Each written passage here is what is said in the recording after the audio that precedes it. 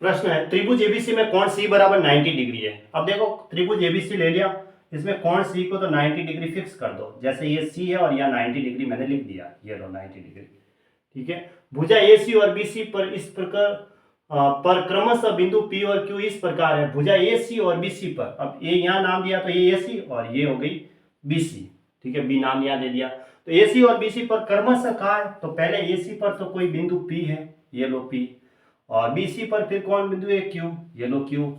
इस प्रकार है कि एपी और पीसी का जो अनुपात है वो, और बीक्यू और क्यूसी का जो अनुपात है वो 1:2 है, यानी 1/2 और 1/2 ऐसे अनुपात में है ये सारी, ठीक है। अनुपात में लिखा हुआ है तो मैंने ये अनुपात में है ना, 1:2 1:2 ऐसे।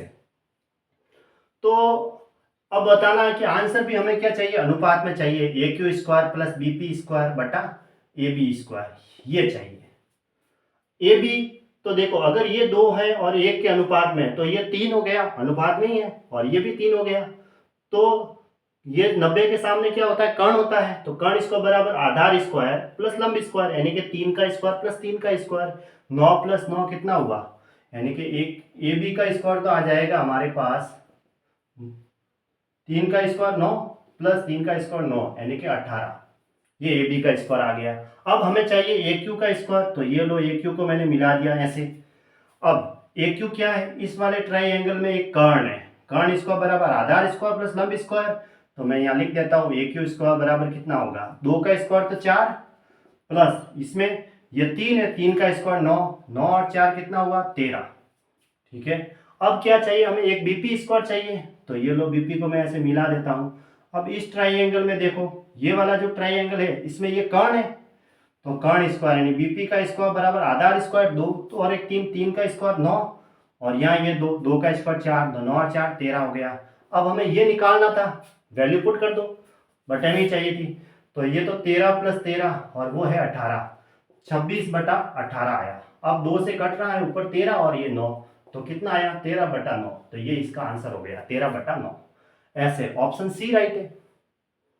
फिर त्रिभुज एबीसी में डी एफ क्रमशः भुजाओं एबीबीसी और सीए के मध्य बिंदु है। एक त्रिभुज दिया है, ऐसे ट्राइंगल ए बी और सी, ये त्रिभुज है, इसमें क्रमशः कहा है, तो पहले ए बी पर है, कौन सा बिंदु मध्य बिंदु है, डी, ये लो डी, और उसके बाद ई है वो बीसी पर है मध्य बिंदु, तो ये लो ई। फिर इसने कहा सी जो एफ है वो सीए के मध्य बिंदु है, तो ये लो एफ। यदि ए बी बराबर तो दे रखी है पूरी 12 सेमी, और बी सी बराबर दे रखी है पूरी 20 सेमी, और सी ए बराबर पूरी दे रखी है 15 सेमी, तो 1/2 D plus E F plus D F की वैल्यू ज्ञात कीजिए। डी एक तो ये और एक ये और एक ये, इनका योग करके इनका आधा करना है। तो ये क्या है कि मध्य बिंदु है, डी और ई और ये एफ मध्य बिंदु है, मध्य बिंदु है, तो जो इसके मध्य, अगर ये जो इनके मध्य बिंदुओं को मिलाने वाली ये जो रेखा है ना, तीसरी भुजा के इसके सामने वाली भुजा के ये समांतर होती है और आधी होती है। अगर ये पूरी 20 है तो फिर ये 10 होगी ऐसे। अब ये इसके समांतर है और ये मध्य बिंदुओं को मिलाने वाली रेखा है, तो ये पूरी 12 है, तो फिर ये कितनी होगी 6 होगी ऐसे। अब बची हुई ये है, अगर ये पूरी 15 है तो ये इसके समांतर है और मध्य बिंदुओं को मिलाने वाली रेखा है, तो कितनी आई 7.5, 7.5 होता है 15 का आधा। अब इन सबको जोड़ के क्या करना है हमें, डी प्लस जो भी है D plus F E F plus D F का आधा करना है, यानी कि D plus E F plus D F का क्या करना है, आधा करना है। 1/2 का, तो 10 और 6 16, यहाँ लिख देता हूं मैं ना। डी ई की वैल्यू कितनी है, डी एफ डी ई की वैल्यू देखो, ये रहा डी ई एफ है ना,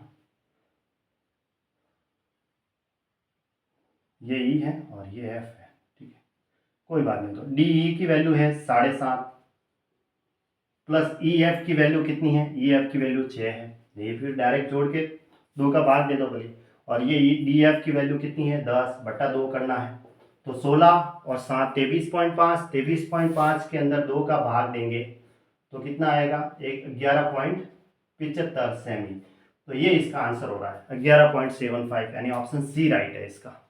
सबको जोड़ा तो 23.5 हुआ, 23.5 का आधा करना है क्योंकि यहाँ इसने कहा 1/2, तो 1/2 करते हैं तो 11.75 आता है, ठीक है।